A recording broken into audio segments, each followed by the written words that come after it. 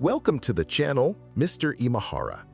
In this video, I want to tell you about 10 creepy secrets of the world that have not yet been solved. Please like this video now before watching it. It's very important for us. You can always undo it if you don't like the video. Let's start.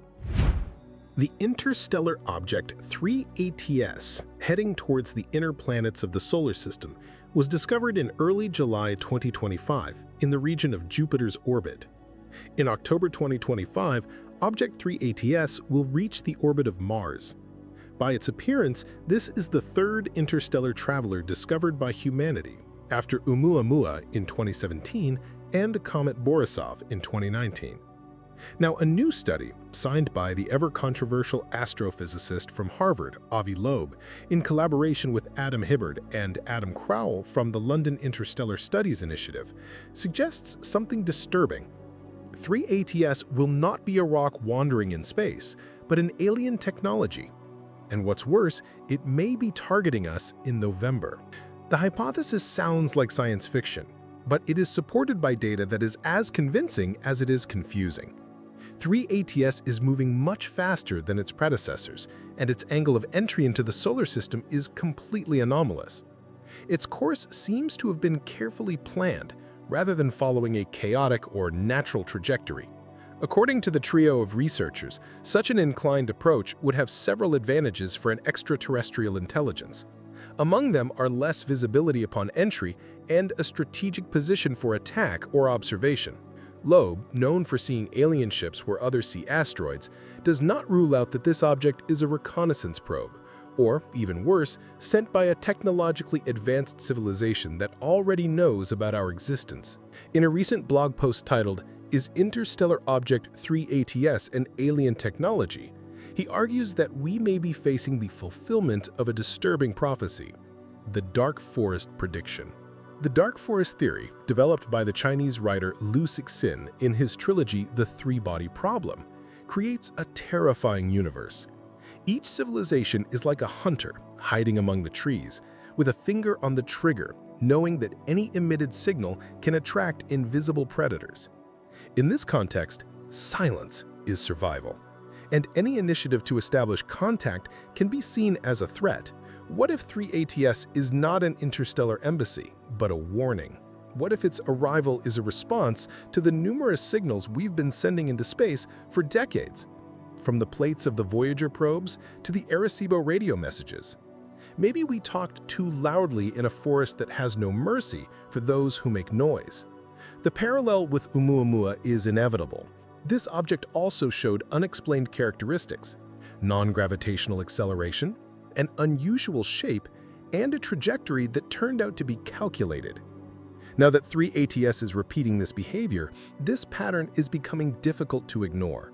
The article published by Loeb and his colleagues does not guarantee that it is a hostile ship, but it does not rule it out. The proposal is, which raises doubts. The same goes for the alleged date of a possible, so to speak, attack, November 2025. Although the mechanism is not specified, the idea of a probe capable of emitting a destructive signal, releasing nanobots, or simply tracking strategic weak spots is already present in scientific discussions, albeit on the periphery. What is concerning is not only the theory, but also the growing consensus among some scientists that we cannot continue to ignore the possibility of intelligence in the universe, and that not all intelligent beings are friendly. What should we do now? Keep silent, hide, or continue to send technological distress signals into the universe as if nothing is happening? In the event that 3ATS is indeed a non-human artifact, its very presence will call into question all our assumptions about the universe, planetary security, and humanity's place on a cosmic scale. Stories about cursed objects are both frightening and fascinating in their inexplicability. If you believe them, then paintings, mirrors, and even furniture can bring death. One such item, an antique table, is kept at the Delta Saloon Cafe in Virginia City, Nevada. It is believed to have killed 17 people and brought misery to many who sat at it. The cursed table is fenced off and covered with museum glass. These precautions were not taken out of fear by the owners that the antique might be damaged. It is believed that even touching its surface awakens a curse capable of killing a person. The exact date of this table's creation is unknown, but experts date it to around 1850–1855. Originally, this piece of furniture stood in the Faro Casino, where card players would gather around it. From the very beginning, the table was considered unlucky. Almost everyone who risked making bets at it lost. Many casino visitors lost their last possessions at it and were left destitute. It is not surprising that soon the table's unpleasant peculiarity was noticed and it began to be avoided. Therefore, the owners of the gambling establishment were forced to sell it. In 1860, it was bought by a man who called himself Blackjack. He brought the table home and began to host card battles with his friends. The plan was very cunning, as the new owner thought that the unlucky table would make his guests lose and enrich him. But it turned out that the cursed table did not recognize its masters. About a year later, Blackjack lost everything to one of his guests. In the morning, the man was found dead at the table. He took his own life. Ironically, the owner lost in a poker game, including the table itself. Soon, the winner, whose name was David Lips, came for it and moved the furniture to his mansion. Soon, inexplicable things began to happen to Lips and his family. Arguments began in the house, and the head of the family's financial situation was greatly shaken. It all ended with the entire Lips family of 5 being found dead one day in 1863. They were sitting in chairs around the infernal table, and apparently, death caught them at dinner. Experts found that they were all killed by cyanide, but how the poison got into their food remained a mystery. The next owner of the table acquired it at a furniture sale. He, like Blackjack, used it as a poker table. It's not surprising that he soon went bankrupt and then died. Unfortunately, history has not preserved the cause of his death. The table came to its next owner in 1871. It was the owner of the Delta Saloon, where it stands to this day. The innkeeper placed it in the corner of the main hall and allowed people to play cards and dice at it. The first misfortune was not long in coming. A visitor named Charlie Stockton lost $70,000 in one evening, after which he pulled out a revolver and shot himself in the heart. The bullet did not kill the poor fellow, and he was taken to the hospital, but the doctors could not help the wounded man, and after suffering for several days, Stockton died. For some reason, no one paid attention to this, and over the next few years, the table took the lives of several more people. When the owner of the establishment finally noticed the bad pattern, he took the cursed table to the basement. He covered it with burlap and strictly forbade his family and the saloon staff from approaching it. The table stood in the basement for about 70 years. It was only brought to light in 1989. The descendants of the first owner of the establishment sold the Delta Saloon to a certain George Grice, forgetting to warn him about the danger lurking in the basement. On a day that was far from wonderful, Grice found a beautiful antique table and returned it to the saloon hall. For a whole year, misfortunes bypassed the establishment's visitors, but then something terrible happened again. One of the visitors, Scott Johnson, offered George Grice a game of cards for a gold ring. The players got heated and sat at the table all night making bets. In the morning, it turned out that Grice had lost not only the saloon, but also his house and even the stable with the horses. Seeing no point in further life, the former businessman and newly minted vagrant went out onto the porch and fired a shot. After this incident, the furniture was no longer used and was fenced off from contact with visitors. In just a century and a half, the table has killed 17 people. Most of them took their own lives out of despair. Only the deaths of the Lips family remained a mystery. The cursed table, like a magnet, attracts paranormal enthusiasts and journalists. In the course of several investigations, it turned out that its mystical power does not ruin everyone. It is quite obvious that if someone at the table lost, then someone else also left with a win. This means that not everything is so straightforward in the history of this object. The table posed the greatest danger to its owner. Everyone who ever sat down to play at it claimed to have had unpleasant feelings. It seemed to them that the table was run by some invisible player, helping some and hindering others. Now, the cursed table is an important item for the owners of the Delta Saloon. To see it, people come from different parts of the United States, and foreigners eager for mysticism also drop by the saloon. Perhaps one day the owners of the table will guess to also buy the famous Busby chair. Then they will have the most deadly furniture set in the world at their disposal. There are many things in the world shrouded in mystical, sometimes creepy stories. Mirrors that bring bad luck, paintings that cause fires, jewels that carry family curses. But no single object is associated with as many deaths as a simple wooden chair, which is kept in a pub in the small British town of Crigby. The creepy piece of furniture, which is called the Busby chair here, is hung on the pub wall to protect visitors who want to tempt fate. The establishment, which has been called the Creepy Busby since 1967, has no shortage of tourists who are eager to see the terrifying object. There are also plenty of daredevils who demand to be allowed to sit in the chair to prove the absurdity of the urban legend. But the pub staff is adamant, as they, like no one else, know the effect of the old nondescript chair. The story of the Busby chair begins in the distant 15th century with the appearance of a new resident in quiet provincial Crigby, Daniel Oddie. This not-so-poor man buys a large farm on the outskirts, builds a new large house there, and begins to live the life of an ordinary landowner. But this is all just a cover, as Oddie is an experienced counterfeiter who needs a quiet place for his profitable and dangerous business. A whole workshop was located in the basement of Daniel's house, which at night produced ringing sovereigns and guineas. Everything was going great until Daniel took on a local lad, Thomas Busby, as a partner. The guy did his job well, but he fell in love with Oddie's daughter, Elizabeth. The girl's father didn't like this suitor very much, as Thomas was not only a criminal, like Daniel himself, but also a desperate drunk and brawler. Constant conflicts between the partners led to a situation where, during one of the arguments, Busby killed his beloved's father and was so careless that he was arrested the same day. The fact that Oddie turned out to be a criminal was not a mitigating circumstance, and the fact that Busby himself was involved in counterfeiting money became an aggravating circumstance. According to the laws of the kingdom, Thomas should have been hanged twice, but they had to limit it to one procedure, to which the local court sentenced the murderer. On the day of the execution, Busby was traditionally asked for his last wish, and the criminal, who loved to drink, asked to be allowed to have a glass of whiskey in his favorite pub. The wish was granted, and Thomas took his favorite chair in the establishment, where he had spent many fun evenings with his drinking buddies.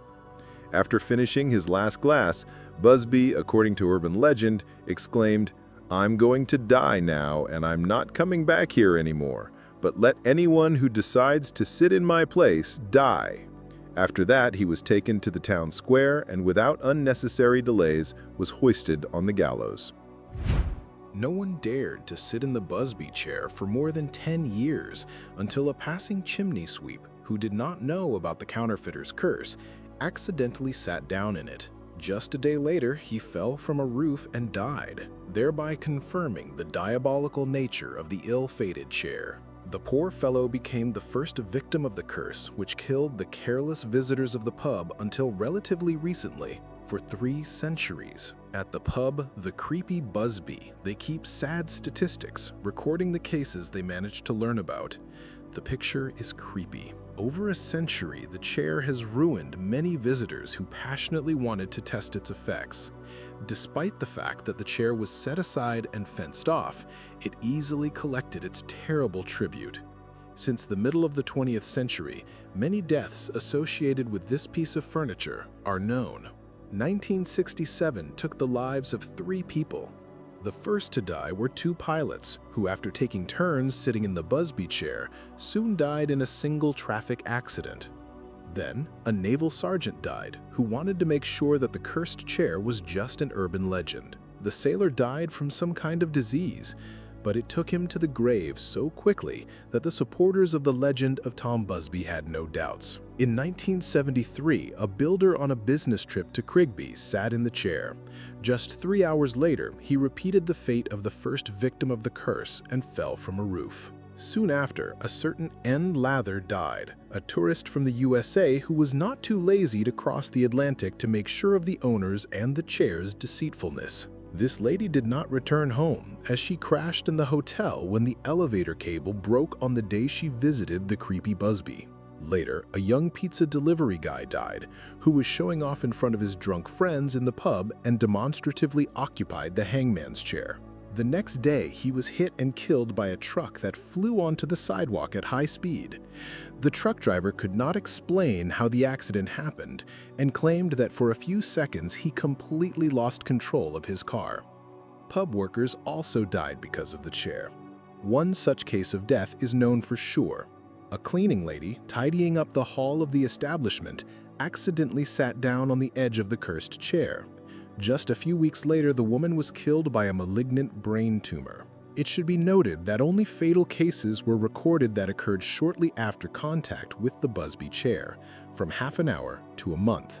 If we consider the effect of the furniture in the long term, the situation may be even more depressing, but the error also increases. A perfectly logical question arises: why don't they just destroy the cursed chair, which has ruined so many people? All the pub owners unanimously claimed that they do not have the moral right to harm a relic that is closely connected with the event-poor history of Crigby. In their opinion, if a risk-taker is warned of the consequences, then whether to sit in the chair or not is his personal choice. But it is perfectly clear to everyone that it is not about preserving historical value, but about the profit that the famous chair brings to the pub. Since the beginning of the 14th century, there have been very few attractions in Crigby, and the chair annually attracts many tourists.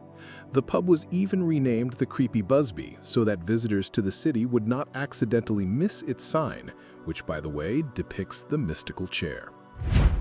As we have already seen, there are things in the world that are frightening not only because of their appearance, but also because of their history.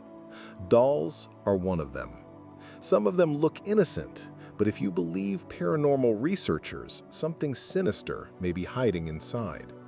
Dolls become possessed. They turn into conduits for dark forces, bringing misfortune to those who encounter them. One of the most famous is the Annabelle doll. Its story began in the 70s, and since then it has grown into chilling legends. People associated with her died under mysterious circumstances, and those who dared to mock her paid with their lives. Recently, the news of the sudden death of ghost hunter Dan Riviera, who was carrying Annabelle with him, reminded the world again: this doll is not just an exhibit.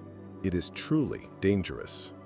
It all started with a seemingly ordinary Raggedy Ann rag doll.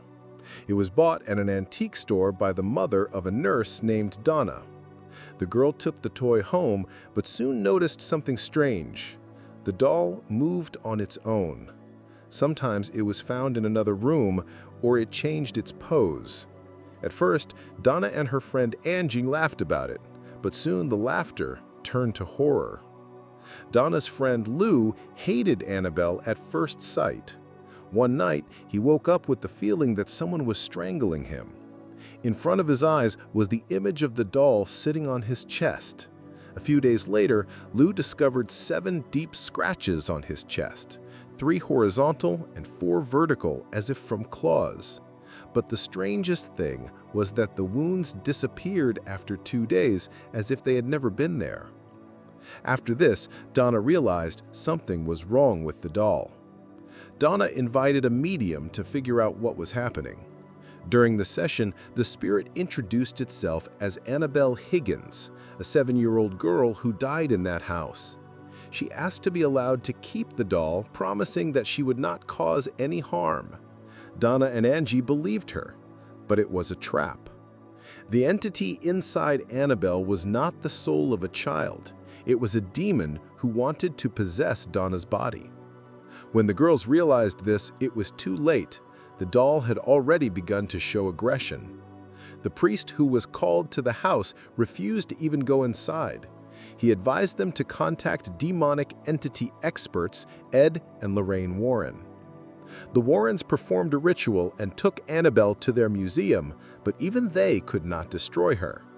The doll was placed in a glass cabinet surrounded by crosses and holy water, and the words "Do not open" were written on the door. But the protection didn't always work.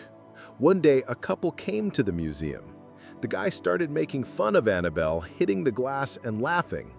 A few hours later, he crashed on his motorcycle. His girlfriend, who was with him, miraculously survived. She was laughing, remembering the doll, and then she just lost control, she later said. Dan Riviera, who took the doll from the Warrens Museum and had been traveling around the U.S. with Annabelle for the last few years, recently died under mysterious circumstances. He was found dead on July 13, 2025, in a hotel after a performance on the second day of a tour in Gettysburg. Dan was presenting people with an unusual tour called Demons on the Run, during which he told people mysterious stories about the paranormal and presented the doll. However, this did not last long. Before his death, Dan said he almost died in a car accident. After that, he became even more cautious. Annabelle was always behind glass, but it didn't help. As a result, the man was found dead in a hotel room. The official cause was cardiac arrest. But those who knew the doll's story doubt this. What is the main threat to U.S. national security? A nuclear briefcase? A trade war with China? Another political scandal? The answer, strangely enough, is much more prosaic and at the same time much more terrifying, and it has claws.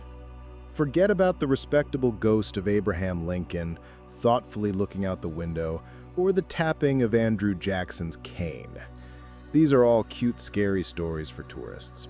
The real horror that has taken up residence in the White House bears a much less respectable name: the demonic cat. And believe me, its habits are much closer to a branch of hell on earth than to sentimental stories about unquiet presidents. Let's start with the fact that this beast is not registered in the Oval Office, but in places more suitable for its status, in the basement and the so-called crypt. Its route, I must say, has been worked out to the smallest detail. First, a cute, harmless black kitten appears in front of the stunned witness, a classic of the genre designed to make you lose your vigilance. But then, the show begins. Before a guard or employee can coo "kitty, kitty," the fluffy ball inflates before their eyes to the size of a panther or even a tiger. Its eyes flash with hellfire, and fangs that a saber-toothed tiger would envy pop out of its mouth. The goal is not just to frighten, but to paralyze the will, to stun. And judging by the reviews, it does an excellent job. So where did this tailed poltergeist come from? The story, as is customary, is disgustingly banal. In 1800, the White House and the Capitol, which were still newly built, were attacked by hordes of rats. The problem was solved in a simple way. A landing party of dozens of cats was brought in. When the rodents were defeated, the contract cats were caught and sent back home. All but one. One of the most stubborn ones decided to stay forever. And this is where we get to the most interesting part. The current employees of the Secret Service and the White House staff, of course, are silent about this topic like partisans, corporate ethics and all that. But as soon as they retire, memories flow like a river. One of them fainted from meeting the cat. Another, a particularly impressionable one, later died in the hospital from a heart attack. Others got away with long-lasting scratches. They say they even shot at the cat. The result is predictable. The bullets just went right through. Special effects worthy of Hollywood. One of the retired guards recalled how he ran into it in the corridor on a January night in 1970. The beast grew, raised a giant clawed paw. The poor fellow just squeezed his eyes shut and started to say the Our Father prayer. When he opened his eyes, no one was there. Was it magic, or did the guard just lose his nerve? But the most piquant thing is not just the ghostly pranks. The demonic cat is not just a ghost, it is a harbinger. Its appearance, according to experts, precedes national catastrophes. It was seen on the eve of the 1929 stock market crash that plunged the country into the Great Depression. It flashed in the corridors shortly before the assassination of John F. Kennedy. It is often seen during the tumultuous periods of the transfer of power from one president to another. It's a kind of tailed barometer of impending upheavals. Wait, some skeptics might say, where was it before 9/11 or before Hurricane Katrina? And this is where, as they say, the information is classified. The official version, it wasn't seen. The unofficial one, which conspiracy theorists whisper about, is, oh yes, it was seen. It's just that the Secret Service now strictly forbids sharing such observations so that, they don't cause unnecessary public excitement. It's logical. Why should the people know that the nation's main oracle is a demonic cat? In September 1934, in Venice, Italy, another International Radiobiological Congress was held, at which a report was read about an unusual phenomenon that went down in history as the glowing woman from Pirano. This case occurred with a 42-year-old woman, Annabelle, who was admitted to the hospital in Pirano in early 1934. In those years, it was Italy. Today, it is a city in Slovenia. She was diagnosed with exhaustion from malnutrition and asthma. It all started when first other patients and then the nurses on night duty began to notice a strange glow above Anna's bed. It seemed to be coming directly from the woman's chest. Doctors from all the surrounding hospitals then went to see this phenomenon, but were only amazed by what they saw. After the nurses were convinced that the glow was not caused by any biological substances such as ointments, and its origin was indeed very mysterious, they called for the help of the Venetian professor of medicine, Fabio Vitali. As part of a thorough investigation of the phenomenon, Vitali, among other things, spent one night in the ward with the patient and personally observed how the glow appeared. At 10:35 p.m., without any sounds, a bluish-white glow suddenly appeared, which seemed to emanate from the patient's chest and illuminated her neck and face, making it possible to distinguish her features. But this light did not cast shadows on the pillow or on the wall behind. At the same time, the woman restlessly stirred in her sleep and groaned, "Oh Jesus, help me." The phenomenon lasted only a few seconds, and during that time, I took a photo. But when the photo was developed, nothing was visible on it, Vitali wrote in the report. Immediately after this, he woke up Annabelle and measured her pulse, which turned out to be rapid. However, nothing else unusual was observed in her condition. In addition to Vitali, there were other observers in the ward with him that night, and they also saw the glow. At the request of Dr. Vitali, the patient was taken to a hospital in Rome for further study of the phenomenon. And there for some time, many venerable experts carefully observed her condition. However, she soon recovered there, her asthma disappeared, and after that no more glow came from her. And the experts, who were allegedly even visited by the famous physicist Enrico Fermi, were never able to find the solution to this phenomenon. This phenomenon still causes a lot of controversy both in the medical and paranormal communities. Some people believe that some unusual bacteria in Annabelle's chest could have been glowing. She was diagnosed with asthma, which means she coughed, but maybe the cough was caused by something else. Others suggest that it could have been pathological bioluminescence, a phenomenon of biological glow that is characteristic of many living organisms but is never found in primates and consequently in humans. Perhaps due to exhaustion and asthma, something in Anna's body, so to speak, broke, and some of her cells began to glow. A strange incident on the highway. This story was published many years ago in the American paranormal magazine, Strange Magazine, and a certain Kenenma claims that he met its direct eyewitness who recently passed away, and he claimed until the end of his life that the story was completely genuine.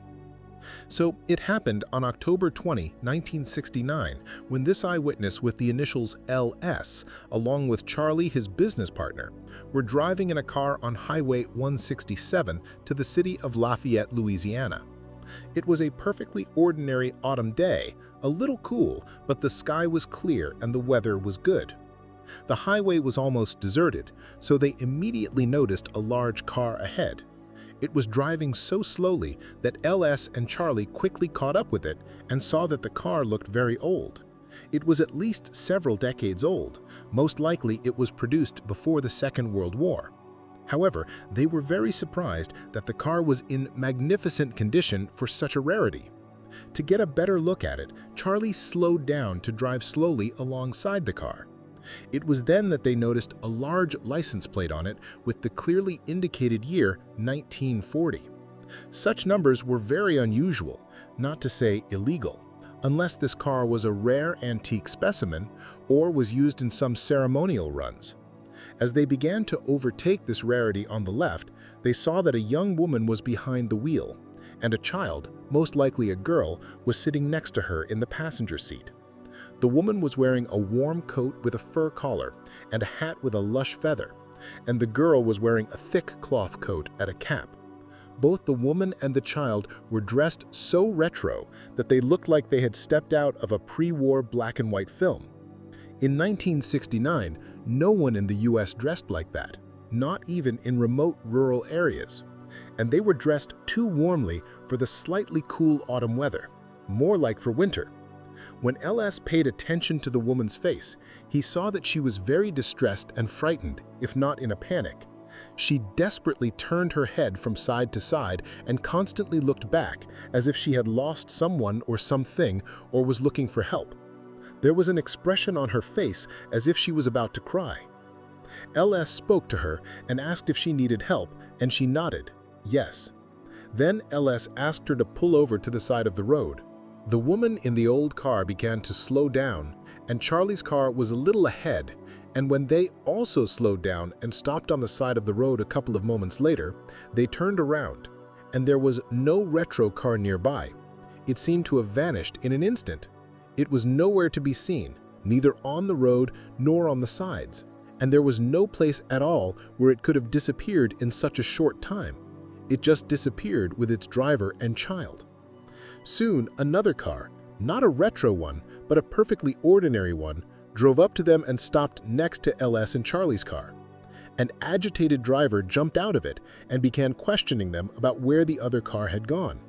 It turned out that this driver had been driving a short distance behind Charlie and LS's car the whole time and saw them approach the old large car, drive next to it for some time, and then both cars began to slow down, and the old car was a little behind, and then it just disappeared. All this happened in front of the driver's eyes, and he could not logically understand what had happened. He first thought that an accident had occurred and the car had fallen into some ditch. That's why he was so agitated when he drove up to Charlie and LS. When he saw with his own eyes that there was no ditch here and the second car was really nowhere, the three of them began to discuss this strange incident, and then for another hour they walked around the place looking for the missing retro car. In the end, they realized that their sanity was under serious attack and decided to part ways, exchanging phone numbers just in case. In the following years, they called each other more than once and still tried to understand what had happened there on the highway. In their opinion, they may have witnessed a random time slip. And what could it be? This woman might still be alive in their time and still remember that strange case when she briefly ended up in the future. If, of course, she realized that it was the future. Maybe she didn't just slip forward in time, but also moved from winter to autumn. Judging by her clothes, most likely for her it all looked like she had taken a wrong turn and ended up either in a movie set, or she might have thought that she had fallen asleep at the wheel and had a nightmare. Naga fireballs, a phenomenon of the Mekong River, unsolved by scientists. Naga fireballs, also called the Mekong lights and ghost lights, are a phenomenon that can be seen over the Mekong River, which separates East and Southeast Asia. Thousands of people watch as glowing spheres rise directly from the water into the air for 100 to 200 meters. After reaching the highest point of their flight, they simply disappear. The Naga balls can be as small as a tiny sequin or as large as a basketball. The appearance of the balls is always a mass phenomenon. However, a few dozen to several hundred objects can appear in one night. Locals call the fireballs Paya Naku and believe that they are released by the malevolent Naga beings that live in the Mekong. They look like tall humans, but with a snake-like lower body. The phenomenon can be seen at different times, But more often, the flight of the balls is associated with the Wanak Pansa festival. It concludes the Buddhist Lent at the end of October. On this day, toward evening, you can see many boats on the Mekong decorated with flowers and lanterns and filled with offerings. Most often, the boat contains kaus, a sweet dish made from sticky rice in banana leaves. The boats float down the river all night. This symbolizes the deliverance from life's negativity and the fulfillment of cherished desires. In addition, glowing paper lanterns are launched into the sky. Yes, it's impossible to confuse them with the Naga lights because they differ in size, speed, and brightness of the glow. The fireballs do not appear on the entire Mekong River, which is considered the 12th longest in the world. This phenomenon can only be seen on a 250-kilometer stretch in Thailand and Laos. Sometimes you can hear that the phenomenon has been seen on other rivers, lakes, and even small ponds in the region, but this information is usually not confirmed. On the other hand, there is a huge amount of photos and videos from the Mekong, as well as many eyewitness accounts. Attempts to explain the phenomenon. Not everyone believes in the magical origin of the ghost lights. Thai biologist Jasada Dendwangbori Pont also denies their connection to nature. He is sure that the glowing lights in the photos and videos are the result of flare gun shots. Fireworks are very popular in Southeast Asia, especially during the Wanak Pansa festival when they are pleasing to the deities. Many believe that the balls are emissions of the flammable gas phosphine, which is formed in a swampy environment. But scientists don't know why the gas ignites and its flashes move along a vertical trajectory for a long time. The mysteriousness is added by the fact that the spheres appear without sound, do not emit an odor, and leave no smoke behind. There is even an opinion that it is simply a light phenomenon, completely immaterial. Whatever the case, the Naga fireballs are a popular tourist attraction. Travel agencies arrange special tours for those who want to see the phenomenon. Scientists rightly believe that space has been explored better than the world ocean. Science still cannot explain many phenomena that sailors have observed for centuries. One of them is the Devil's Carousel, a grandiose and frightening spectacle known to navigators of different eras and continents. In Asia, it had a less threatening name, the Buddha's Wheel, but it frightened people no less. Who first encountered the Devil's Carousel and when exactly it happened is unknown. Descriptions of this phenomenon are found in ancient sources and medieval chronicles. For a long time, many did not believe in the existence of rotating circles of light on the water and dismissed stories about them as sea tales. Sea tale or natural phenomenon? The phenomenon was first officially recorded in 1879. The captain of the British warship Hawke, whose last name was Evans, recorded a strange glow below the surface of the water in the logbook, which dozens of crew members saw. He even wrote a report to the Admiralty, but no one believed him. Moreover, Evans was promised punishment if he continued to spread his fantasies, and was reminded that liberties in the ship's log were strictly punished. Evans never mentioned the circles again, but the sailors of the Hawke made the story famous. It all happened on a windless night while the sailing ship was drifting in the Persian Gulf. Two huge glowing circles with a diameter of at least 300 meters appeared on the starboard side. Everyone who saw them was overcome by panic and terror. Some later recalled that they also felt strong pressure on their ears. The circles glowed and rotated for several minutes, after which they began to fade and disappeared. Immediately after this, everyone felt a sense of relief. When people started talking about the Devil's Carousel in English ports, it turned out that many had seen it. In 1902, the ship Salisbury passed directly through these circles in the Gulf of Guinea. The ship's crew was also overcome with fear.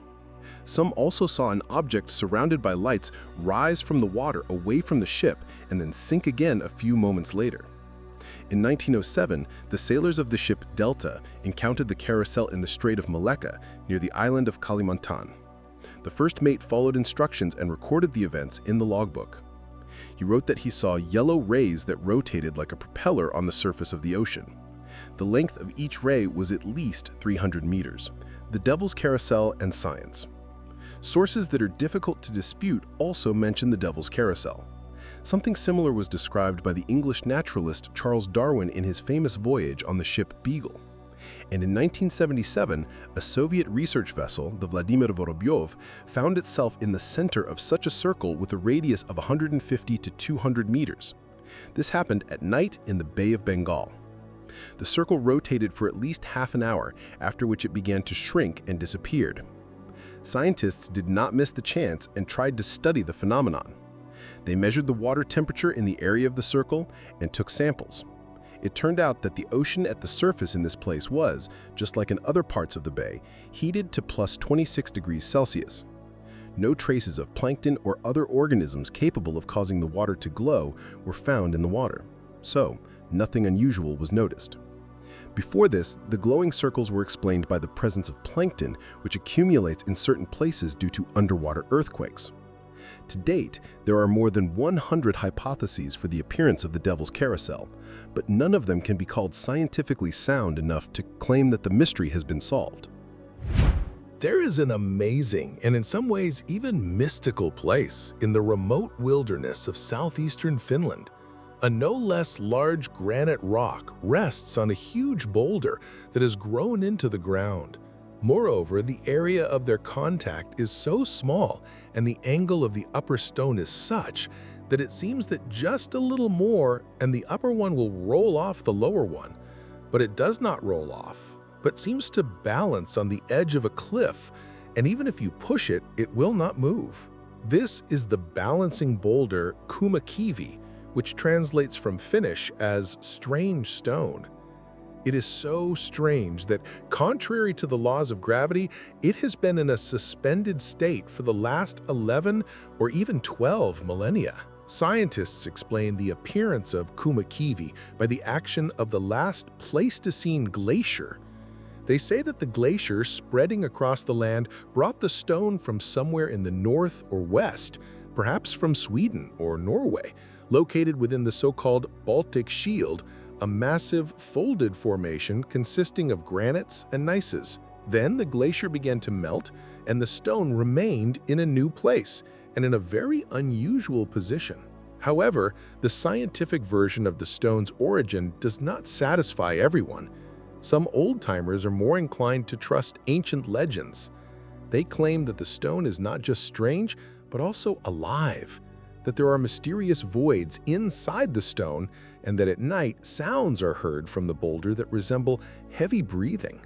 Tourists are more concerned not with the origin of Kumaki, but with its picturesque appearance and unique ability to stay on the sharp top of the base boulder. After all, the area of contact between the two boulders is very small. Guests of these places take photos both in front of the miracle stone and under it. And no matter how hard they try to push on the stone in different directions, it does not move or deviate by a millimeter.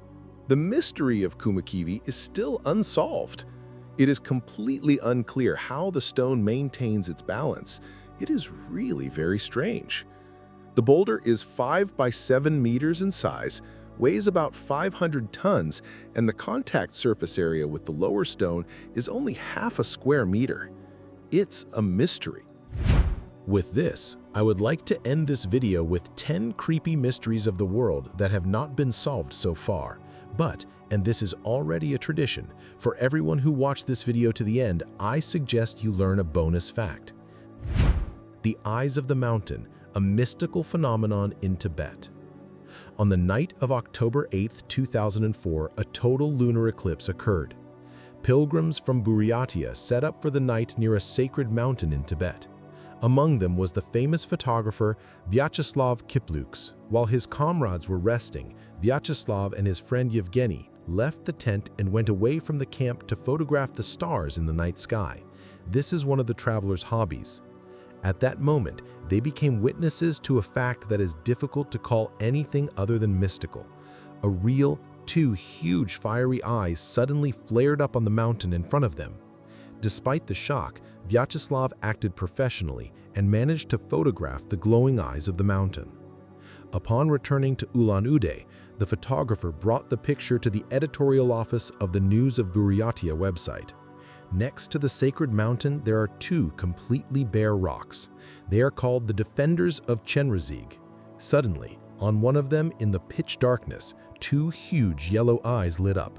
They seemed to be scanning the valley with their gaze, and then a thick fog, which had unexpectedly appeared from the valley, hid them. Yevgeny and I were in shock. Living mountains, Kipliuk emotionally recalls. 5 other people from our group saw these eyes. They were sitting in a night meditation near the camp, but they didn't bring their cameras with them and couldn't capture this miracle. The organizer of the pilgrimage suggests that this was one of the mountain's protector spirits who sensed the presence of strangers nearby, as if checking the territory that it protects. I don't know what it was, but the eyes were alive, Vyacheslav is sure, as are all his companions. When dawn broke, we tried to find some kind of light source on the rock, the reason for what we saw at night, but we found nothing.